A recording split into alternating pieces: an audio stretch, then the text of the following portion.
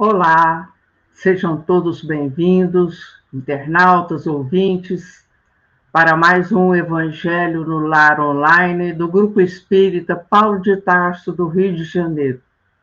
Eu sou Vânia e hoje nós teremos a colaboração da nossa querida Norminha para o nosso encontro.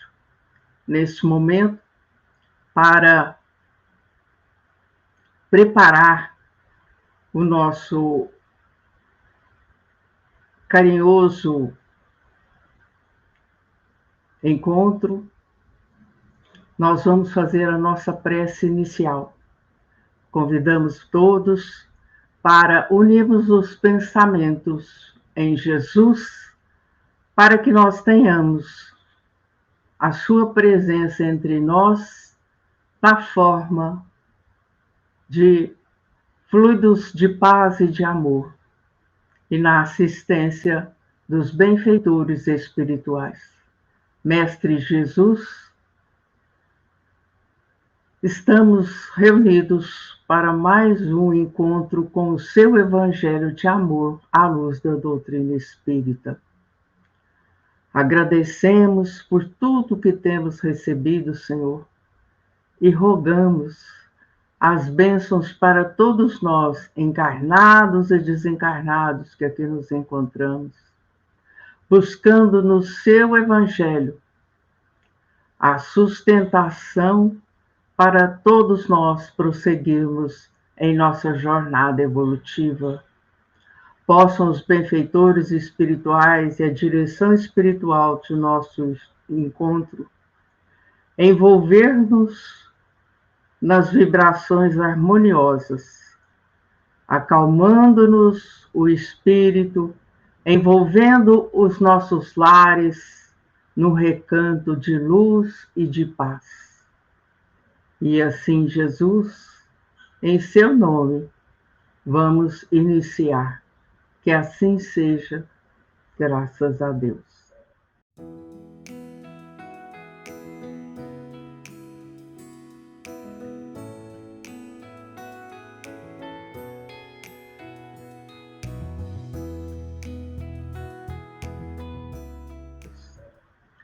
Norminha, a palavra com você, a sequência do estudo do capítulo 8 do Evangelho segundo o Espiritismo. Bem-aventurados os que têm puro coração. Hoje a Norminha vai falar para nós o item 8.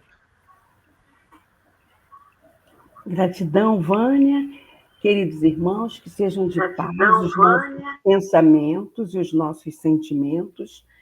Como a Vânia falou, o item 8 faz parte do subtítulo Verdadeira Pureza, Mãos Não Lavadas. Diz assim: Então os escribas e fariseus que tinham vindo de Jerusalém se aproximaram de Jesus e lhe disseram: Por que vossos discípulos violam a tradição dos antigos? Pois eles não lavam as mãos quando tomam suas refeições. Mas Jesus lhes respondeu: Por que vós mesmos violais o mandamento de Deus para seguir a vossa tradição?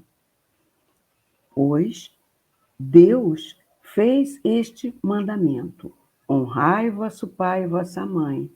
E este outro, que aquele que disser palavras injuriosas ao seu pai ou à sua mãe, seja punido de morte. Mas vós outros vos dizeis: quem tiver dito ao seu pai ou à sua mãe, toda a oferenda que faço a Deus vos é útil, satisfaz a lei, ainda que depois disso não honre nem assista seu pai ou sua mãe, e assim tornastes inútil o mandamento de Deus por vossa tradição. Hipócritas, Isaías bem profetizou de vós quando disse: Este povo me honra com os lábios, mas seu coração está longe de mim. E é em vão que me honram ensinando máximas e ordenações humanas. Então, meus queridos irmãos, lá na introdução do Evangelho segundo o Espiritismo, nos é explicado que essa tradição dos antigos, que eles tanto cobravam, não é? Era uma parte importante da teologia judaica, coletânea de interpretações sucessivas dadas sobre o sentido das Escrituras e que tornavam artigos de dogmas. As discussões intermináveis, né, que eles travavam, ou mais frequentemente sobre simples questões de palavra ou de forma, acabaram gerando diferentes seitas que pretendiam ter cada uma o monopólio da verdade. E a mais influente entre essas seitas era a dos fariseus, servis observadores das práticas exteriores do culto, entendeu? Os fariseus, a maioria, eles não eram sacerdotes. Mas eles acabavam participando voluntariamente dos cerimoniais religiosos e praticavam diversos rituais, como o lavar as mãos antes e depois das refeições. Mas não tinham senão as aparências e a ostentação das virtudes. Aos olhos do povo, entretanto, eles eram santos personagens. Por isso, eles eram tão poderosos em Jerusalém. Já os escribas eram homens considerados doutores, mestres especializados no estudo e na aplicação da lei de Moisés, ou Torá, e a interpretavam ao povo, não é? Essa tradição de lavar as mãos, mencionada pelos escribas e fariseus, nesse trecho do Evangelho, refere-se a uma limpeza, então, cerimonial, como ritual de purificação, e não a limpeza das mãos com o fim de higienização. Jesus, que estimava, antes de tudo, a simplicidade e as qualidades do coração, que preferia na lei o espírito que vivifica à letra que mata, se aplicou durante toda a sua missão a lhes desmascarar a hipocrisia e, por conseguinte, fez deles inimigos obstinados. Por isso, aliaram-se aos príncipes dos sacerdotes para amotinar o povo contra Jesus e o fazer perecer. Em consonância com o que o nosso mestre ensinou, a doutrina espírita enfatiza a importância da sinceridade e da coerência entre pensamentos, palavras e ações, não é? Portanto, é necessário cumprir os mandamentos, entre eles o que Jesus pontuou, né, para eles: honrar o pai e a mãe. Quer dizer, trazendo para os dias atuais, não adianta a pessoa ir lá e doar o dízimo. Não, já contribuí para Deus e está tudo bem. Não. Além disso, tem necessidade de cumprir os mandamentos. Se ele doa o dízimo, mas ele não assiste os seus pais em suas necessidades, ele está comprometido com as leis morais, não é verdade? Então, os hipócritas são vistos como aqueles que não vivem de acordo com os princípios morais e espirituais, buscando apenas, não é, a aparência de virtude, como o faziam os fariseus. Vamos prosseguir a leitura do Evangelho, né? Depois, tendo chamado o povo, ele lhe disse: escutai e compreendei bem isto. Não é o que entra na boca que enlameia o homem, mas o que sai da boca do homem que o enlameia. O que sai da boca parte do coração, e é o que torna o homem impuro. porque é do coração que partem os maus pensamentos, os homicídios, os adultérios, as fornicações, os furtos, os falsos testemunhos, as blasfêmias e as maledicências. Então, não, estão aí as coisas que tornam o homem impuro. Mas comer sem ter lavado as mãos não é o que o torna impuro. Então, vamos refletir, né, sobre esse trecho.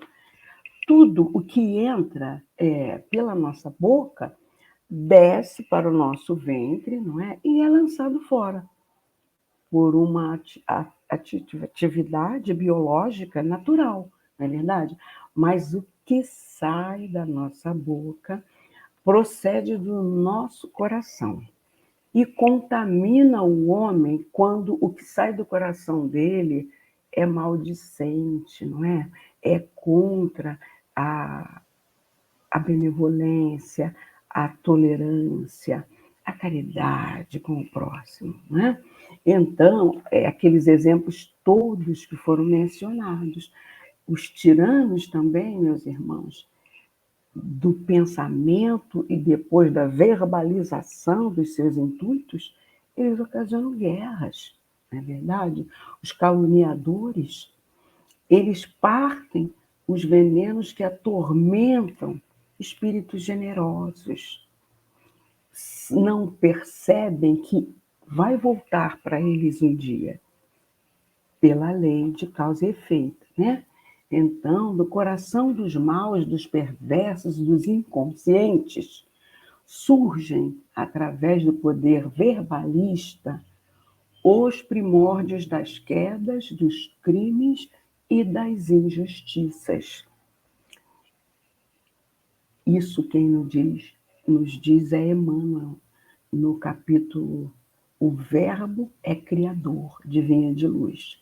Mas ele acrescenta também que a alegria semeada por intermédio das palavras salutares e construtivas cresce e dá os seus resultados, né?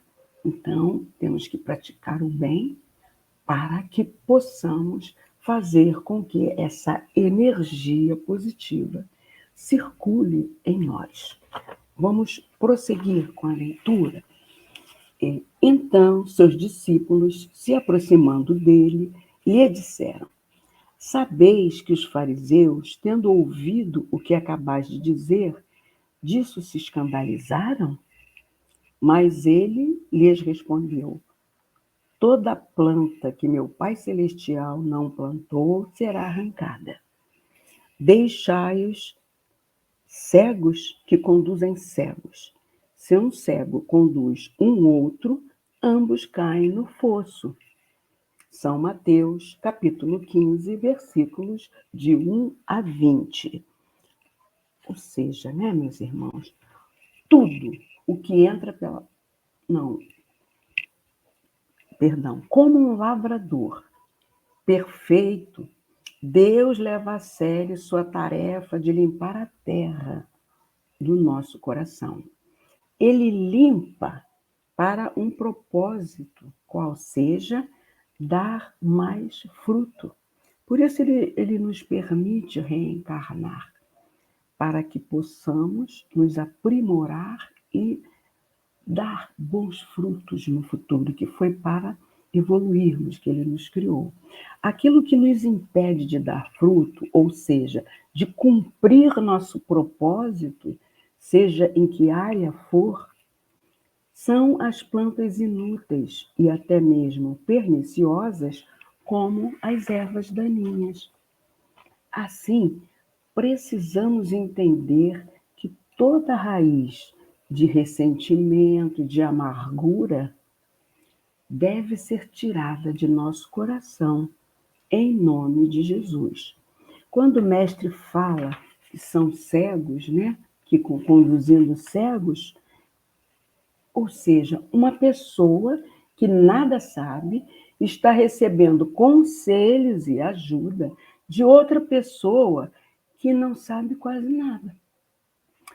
Então, sendo ambos cegos, Não é fato que acabarão caindo no buraco? O discípulo não está acima do seu mestre, nunca. Todo aquele, porém, que for bem instruído, será como o seu mestre. Porque à medida que nós vamos cumprindo as leis morais, a gente vai conquistando essa condição evolutiva.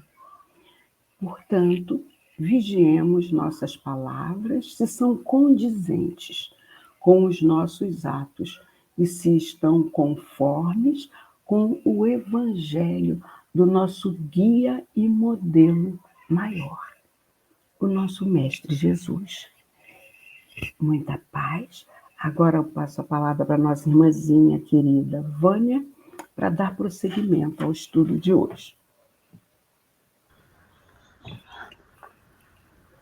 Gratidão, Norminha. Então vamos lá ao item 9, que vai ampliar um pouco mais essa questão, ou esse fato que envolveu os fariseus e Jesus. Item 9. Enquanto ele falava, um fariseu lhe pediu que fosse jantar em sua companhia. Jesus foi e sentou-se à mesa. O fariseu começou então a dizer consigo mesmo: por que ele não lavou as mãos antes de jantar? Disse-lhe, porém, o Senhor: vós outros fariseus tende grande cuidado em limpar o exterior do copo e do prato. Entretanto, o interior dos vossos corações está cheio de rapinas e de iniquidades. Rapinas são roubos, furtos, iniquidades, injustiças. Insensatos que sois! Aquele que fez o exterior não é o que faz também o interior? Lucas, capítulo 11, versículos 37 a 40. Esse item 9 veio dar sequência aos ensinamentos que Jesus fazia diante dos fariseus. Porque os fariseus, eles muitas vezes diziam-se simpatizantes das ideias de Jesus, mas na intimidade, no oculto, tramavam contra ele. Porque Jesus, com a sua fala, com o seu magnetismo intenso, com as curas que realizava, ameaçava o poder, o domínio dos fariseus. Né? Então, quando um fariseu interroga Jesus por que ele não lavou as mãos antes de jantar, né? Jesus chama a atenção desse fariseu e generaliza essa sua observação para todos eles, porque tão preocupados viviam com o aspecto exterior de si mesmo e das coisas que o cercavam, mas cujo interior, cujo íntimo, trazia roubos e injustiças. O que nós podemos entender dessa parte? Que Jesus sabia realmente como eram os fariseus, que apesar de cumprirem determinadas regras, eles, na verdade, tinham outras intenções. Intenções quais sejam de desacreditar Jesus, né? De mostrar aos outros que Jesus não cumpria os mandamentos da Torá, que é o livro sagrado dos judeus, não é? E Jesus ainda diz a eles que eles são insensatos. O que é? Eles não têm bom senso, eles não têm razão. Por quê? Quem faz o exterior não é o mesmo que também que faz o interior?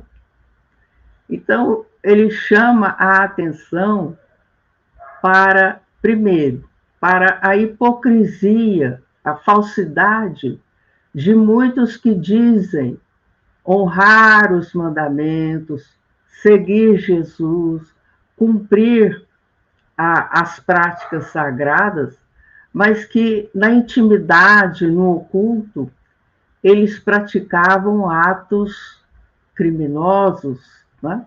Eles atentavam contra a moral e os bons costumes na intimidade, né?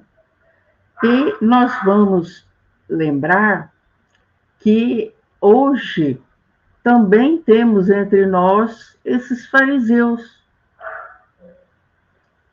cujos nomes muitas vezes são membros da família, parentela, companheiros de trabalho profissional e assim por diante, porque são pessoas que ostentam, que mostram um exterior muitas vezes enfeitado, adornado de joias, mas que trazem no íntimo as marcas da crueldade, da injustiça, da inveja, do ciúme, da maledicência e de todo tipo de imperfeição moral que ainda escraviza aqueles que se acomodam em sua condição, que não buscam conhecer-se para que possam corrigir-se, melhorar-se, tornarem-se criaturas com a perfeição para a qual todos nós fomos criados. E essa perfeição, nós destacamos, que não se trata da perfeição do corpo físico, da perfeição da cultura, da terra, não. Essa perfeição, principalmente, é relativa à parte moral e espiritual de cada criatura. Então, Jesus convida os fariseus, nas interrogações que faz, nas colocações àquela época tidas como duras, firmes, faz um chamamento à consciência para que as criaturas voltem-se para si mesmas e consigam perceber o que realmente importa para nós, espíritos imortais. É tudo aquilo que envolve a vida na parte física, na parte material, ou é o que nos prepara para a volta à vida espiritual? Então, que nós possamos refletir sobre esse ensinamento de hoje, a fim de que preparemos o reino de Deus dentro de nós, que nós nos esforcemos para que o reino de Deus definitivamente se instale em nós, se instalando, nós aí poderemos subir, ascender aos planos mais altos.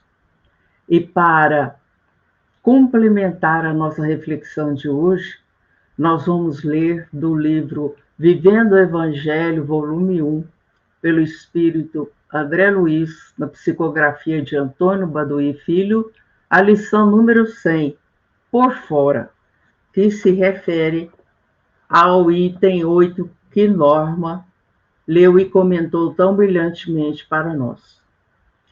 As manifestações exteriores na vivência religiosa nem sempre correspondem à realidade interior. Você cumpre formalidades, mas esquece o aperfeiçoamento íntimo. Obedece ao jejum e não se abstém da maledicência. Ajoelha para rezar e não dobra o próprio orgulho. Testemunha a fé em público e vacila na hora da provação. Repete orações e acha difícil perdoar de novo. Faz sacrifícios físicos e não elimina o egoísmo. Paga promessas e não se compromete com a humildade. Participa de romarias e não visita o doente solitário. Acende velas e não se ilumina. Religião é escola para o espírito. Cuide, pois, da transformação moral, a fim de que sua atitude religiosa não seja como a bolha de sabão, reluzente por fora, mas vazio de conteúdo e de existência fugaz. Fugaz quer dizer passageira, rápida. Então, o que é? É aquele chamado amoroso para que nós aproveitemos a oportunidade reencarnatória para a nossa melhoria íntima, para o nosso aperfeiçoamento íntimo. O que significa isso? Significa nós arrancarmos de dentro de nós aquelas plantas que o Pai não plantou, isto é, nós eliminarmos dentro de nós aquelas imperfeições, aqueles vícios, aquelas iniquidades que nos enfeiam, que ainda são motivo de nossa infelicidade, de nossa dor e do nosso sofrimento. Busquemos esse olhar amoroso para conosco, na certeza de que nenhum de nós está sozinho para essa tarefa. Todos nós temos um anjo guardião ou mentor que vela por nós, que nos ampara, que nos intui, que nos fortalece nos momentos difíceis, que alarga a nossa compreensão, a luz à nossa volta, para que nós possamos realizar o melhor enquanto temos oportunidade. Não se preocupe dizendo assim, mas eu posso deixar mais para frente, para depois, no momento agora eu quero aproveitar a vida, eu quero curtir, eu quero passear e etc. Recordamos mais uma vez de que somos espíritos imortais. Significa o quê? Que nós teremos muitas oportunidades reencarnatórias pela frente, mas quando elas virão e como serão, não sabemos, porque o amanhã depende do que nós semearmos hoje, depende dos nossos atos hoje, dos nossos pensamentos hoje. Quem é que não quer ser feliz? Quem é que quer ficar livre de doenças, obstáculos, remorsos, arrependimentos, dores? Acredito que todos nós queremos, mas é preciso que façamos a nossa parte. Então, nesse exemplo rico, extraído do encontro de Jesus com os fariseus, nós podemos nos perguntar: até quando estaremos acorrentados às ilusões das sombras? Até quando nos preocuparemos mais com o exterior do que com o interior? Se sabemos, se acreditamos que a nossa vida aqui na Terra é passageira, é transitória, dura pouco, preparemo-nos para a verdadeira vida, que é a vida espiritual. E lá, a moeda não vale, a roupa chique não vale, as joias não valem, os títulos acadêmicos ou honoríficos não valem. O que vale é a bondade, a prática do bem, a prática da caridade, a vivência do amor, como Jesus nos ensinou.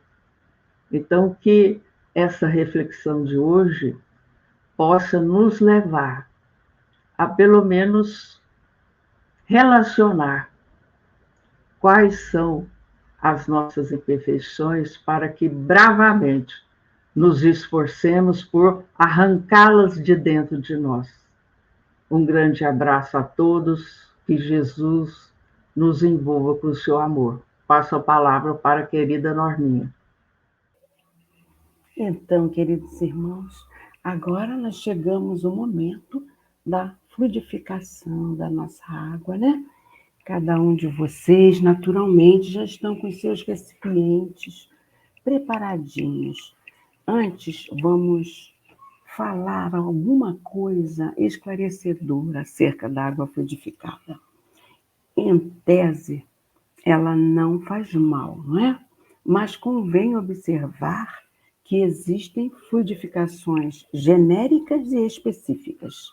As genéricas são, na maioria das vezes, de natureza espiritual e atendem às necessidades mais sutis. Normalmente, aquelas que a gente encontra nas bombonas, nas casas espíritas, né, para nós nos servirmos.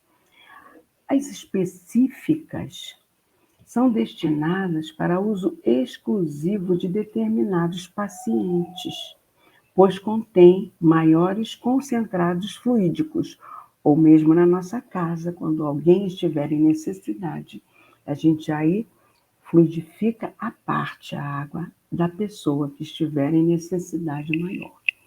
A água fluidificada genérica normalmente não faz qualquer mal a quem quer que venha ingeri-la, pois que seu composto fluídico é pouco concentrado e os fluidos ali dispostos são de refinada sutileza.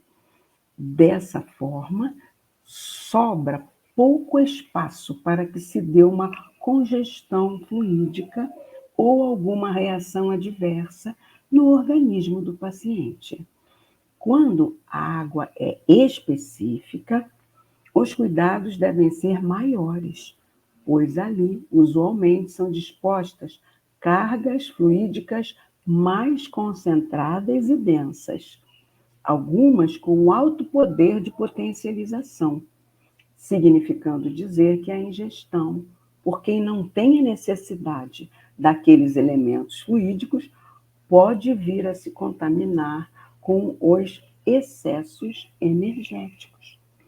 Tá certo, meus irmãos? Então agora vamos fechar os nossos olhos para a nossa prece de magnetização ou fluidificação da água. Podemos impor as nossas mãos sobre o recipiente. Graças a Deus, querido Mestre Jesus, permita que os seus benfeitores de luz possam trazer em seu nome, Senhor, dos laboratórios do espaço, os fluidos energéticos, balsamizadores necessários à transformação desta água num remédio para os corpos físico e espiritual das pessoas que delas fizerem uso. E assim seja, graças a Deus. Portanto, foi uma fluidificação genérica. Qualquer um do nosso lar pode tomar essa aguinha que acabamos de fluidificar. Vamos agora à nossa prece de encerramento, meus irmãos. Graças a Deus.